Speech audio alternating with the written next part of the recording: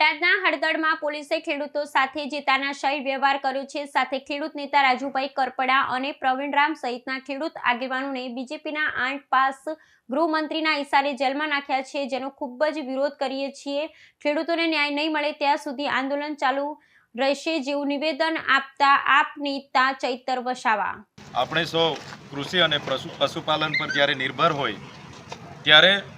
જગતનો જે તાત છે પોતાના પરિવાર સાથે આખા વર્ષ દરમિયાન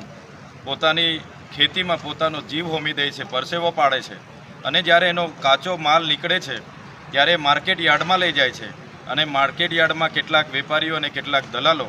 જે સરકારે ટેકાના ભાવ જાહેર કર્યા છે, જેમ કે મકાઈમાં 2100 રૂપિયા છે તેની સામે 1800 રૂપિયા આપવામાં આવે છે, કપાસમાં 1622 રૂપિયા જાહેર કર્યા છે એની જગ્યાએ 1200-1250 રૂપિયા આપવામાં આવે છે। એ જ પ્રકારે તુવેર હોય કે બીજા તમામ પ્રકારના કાચા માલોમાં જે કડદા પ્રથા લાગુ કરીને વેપારીઓ કટકી કરે છે, જેનો અમે સખત શબ્દોમાં વિરોધ કરીએ છીએ।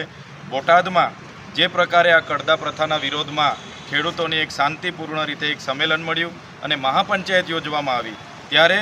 પોલીસે પરવાનગી ન લીધીના નામે જે એમની સાથે જે દુર્વ્યવહાર કર્યો છે, લાઠીચાર્જ કર્યો છે, ઘરના બારણા દરવાજા તોડીને જે એમને ખેડૂતો જગતના તાત સાથે જે એમણે વ્યવહાર કર્યો છે, જેને અમે સખત શબ્દોમાં વિરોધ કરીએ છીએ। અને જે પણ અમારા ખેડૂત નેતા રાજુ કરપડા હોય કે પ્રવીણ રામ હોય એની સહિત જેટલા પણ ખેડૂત આગેવાનોને એમણે એરેસ્ટ કર્યા છે અને જેલમાં નાખી દીધા છે, ત્યારે આ ગુજરાતમાં ખેડૂતોના ખૂબ મોટો આક્રોશ છે અને આવનારા દિવસોમાં પણ આ આંદોલન આગળ જશે, એમાં અમે બધા સાથે છે। સાથે આજે અમે જિલ્લા મેજિસ્ટ્રેટ શ્રી કલેક્ટર સાહેબને કીધું છે કે નર્મદા જિલ્લામાં પણ જેટલી પણ એપીએમસી માર્કેટ યાર્ડો છે